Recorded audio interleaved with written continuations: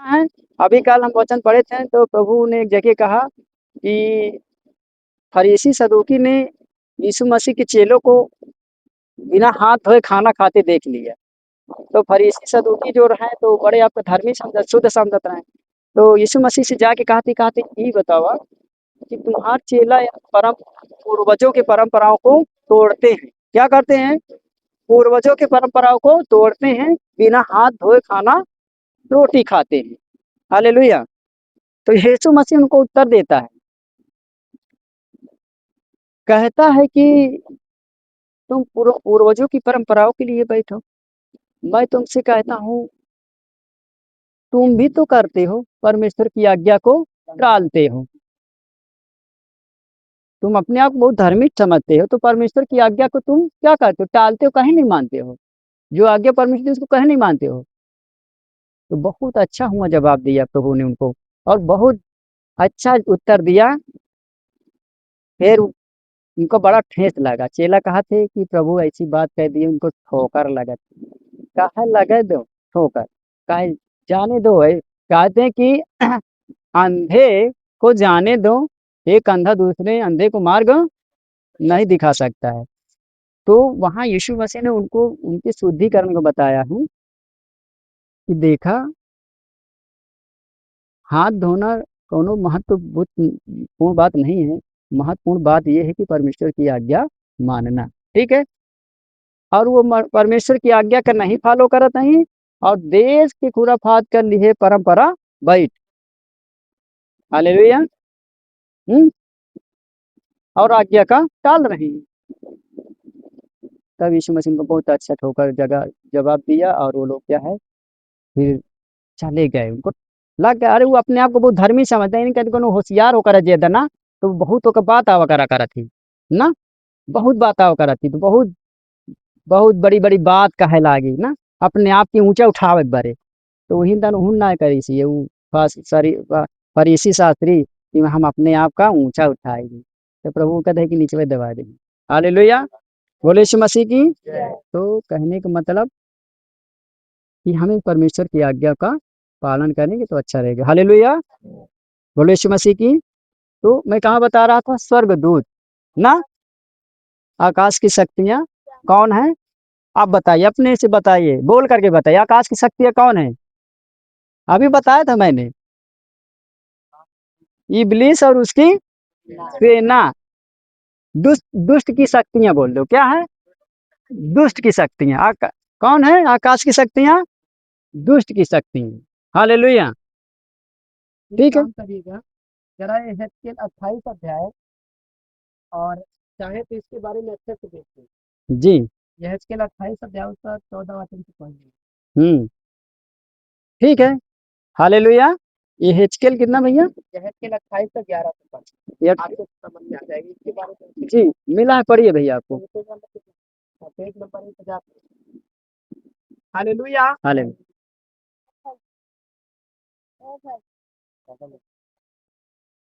जी भैया पढ़ें। फिर यहोवा का यह वचन मेरे पास पहुंचा, हे मनुष्य के संतान, सोर के राजा के विरुद्ध में विलाप का गीत बनाकर उससे कहा, परमेश्वर यहोवा यूं कहता है, तू तो उत्तम से भी उत्तम है, तू बुद्धि से भरपूर और सर्वांग सुंदर है। तू परमेश्वर की अदन नामक बारी में था।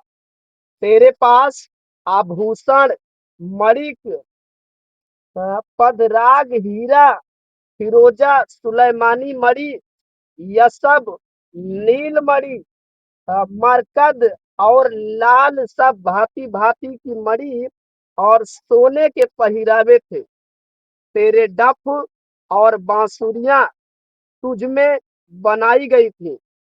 जिस दिन तू सिरजा गया था, उस दिन वे भी तैयार की गई थी। तू छाने वाला अभिषिक्त करूब था। मैंने तुझे ऐसा ठहराया था कि तू परमेश्वर के पवित्र पर्वत पर रहता था। तू आग सरीखे चमकने वाले मड़ियों के बीच चलता फिरता था। जिस दिन से तू सिरजा गया, उस दिन से सॉरी सिरजा गया, और जिस दिन तक तुझमें कुटिलता न पाई गई, उस समय तक तू अपनी सारी चाल चलन में निर्दोष रहा।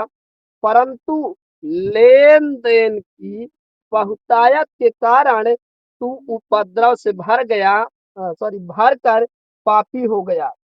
हाँ इसी से मैंने तुझे अपवित्र जानकर परमेश्वर के पर्वत पर से उतारा, और हे छाने वाले करूब, मैंने तुझे आग सरीखे चमकने वाले मड़ियों के बीच से नष्ट किया है।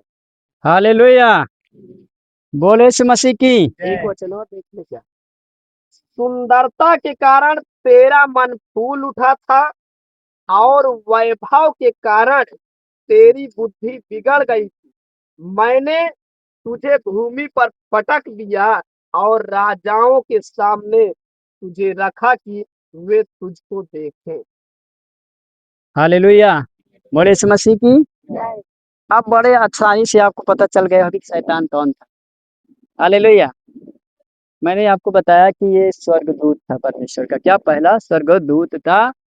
सारे स्वर्गदूतों का ये ऊपर स्वर्गदूत था, और परमेश्वर के नीचे का। हालेलुया, परमेश्वर ने इसको सब कुछ दे दिया, सब अधिकार। बताया ना अभी कि मणि चमकने वाले, आग के नाई, ये सब कुछ, क्या ये सब सोने वाली सब क्या कहते तरंगे, सब कुछ इसको सारी शक्तियां दी गई। हालेलुया ना, वो कहते करूब के नाई। हालेलुया ना, वहां परमेश्वर के पर्वत पर हमेशा रहा करता था, सम्मुख उपस्थित रहता था। और वो इतनी शक्ति थी कि वो पंख हिलाता था तो उसमें से कई तरंगे, कई ध्वनि, वो परमेश्वर की जब महिमा करता था स्वर्गदूत, ठीक है। और कहते कि इतना सुंदर, इतना चमकदार ना, बहुत। तो उसको एक दिन घमंड आ गया। क्या आ गया?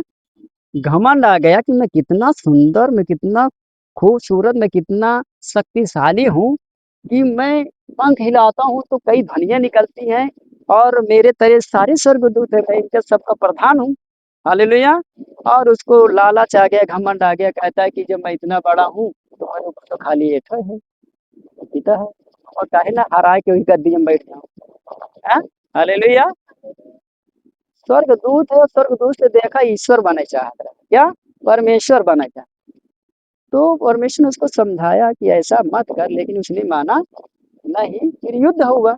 जब युद्ध हुआ तो परमेश्वर ने जिब्राइल और मिकाइल दूत को आदेश दे दिया, और फिर दोनों सेना में क्या हो गई? लड़ाई छिड़ गई, स्वर्ग में युद्ध हो गया ना।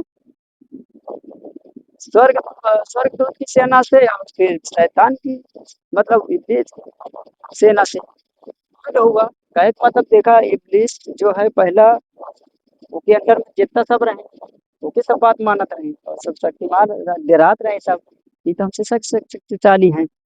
तो युद्ध हुआ, और फिर उसको क्या किया? नीचे गिराया गया। क्या किया? नीचे गिराया गया। और आज वही आकाश की शक्तियां। हालेलुया, समझ में आ गया? तो अब पूछेंगे कि आकाश की शक्तियां हैं कौन, तो जवाब क्या होगा? जोर से बताइए, क्या है? सबको बोलना है। तेजोमय भेड़ का लक्षण क्या है? क्या है?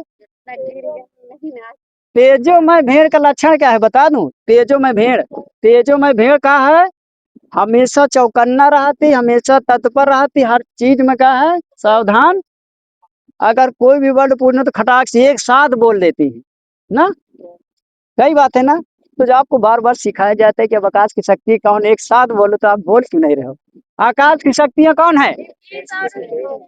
इब्लीस और उसकी सेना है। ऐसे जब आप आने तब मजा आवती सिखावे में। हालेलुया, तब सिखाने में आनंद आता है, और सीखने में भी।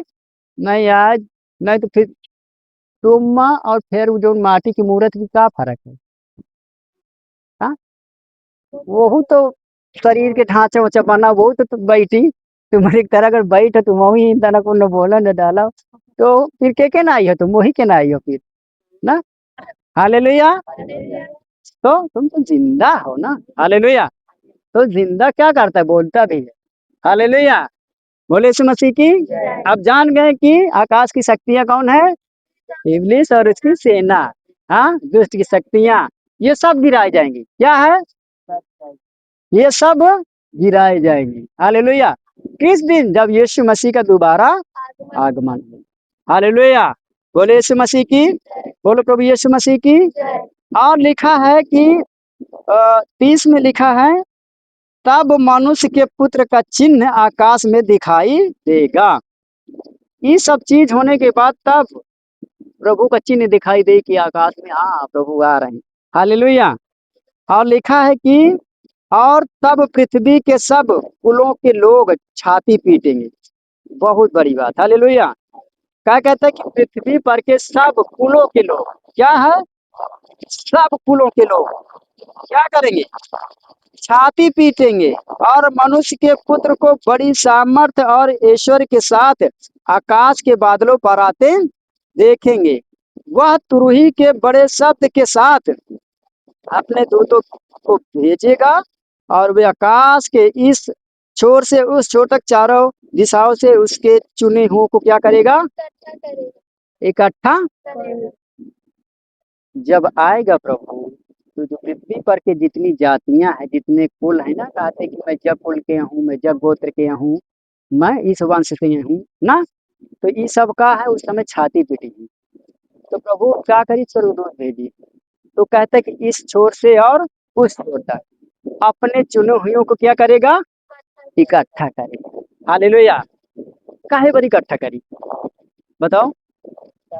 उस समय जब अंत होगा, तो अंत के समय में नियाव हुई, नियाव के समय में क्या है? फैसला होगा। हालेलुया। किसको कहाँ जाना है? हालेलुया। ना, कहाँ किसको नर्क जाना है और किसको। अब प्रभु वचन कहता है कि मैं स्वर्गदूत भेजूंगा और इस छोर से छोर तक अपने चुने हुओं को क्या करूंगा? इकट्ठा करूंगा। हालेलुया। बोले यीशु मसीह की। क्या कहता है? इकट्ठा करेंगे। हालेलुया। बोले यीशु मसीह की। हालेलुया। अब चुने हुए कौन है? हम हैं और आप हैं। चुने हुए कौन लोग हैं? हम और आप हैं। तो अब ये आनंद मनाओ कि अगर हम उस समय तक अगर स्थिर रहेंगे प्रभु में, विश्वास में बने रहेंगे, तो उस समय तो फिर हम आनंद करेंगे। हालेलुया। और जब क्लेश आई, तो हम आनंद करब। का करब? हम दुखित नहीं होगा है। हालेलुया।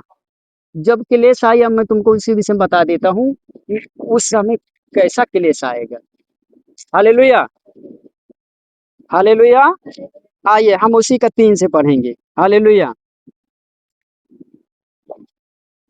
24 का 3 से। हालेलुया। 24 का 3 से हम पढ़ेंगे। हाँ, पढ़िए खड़े होके,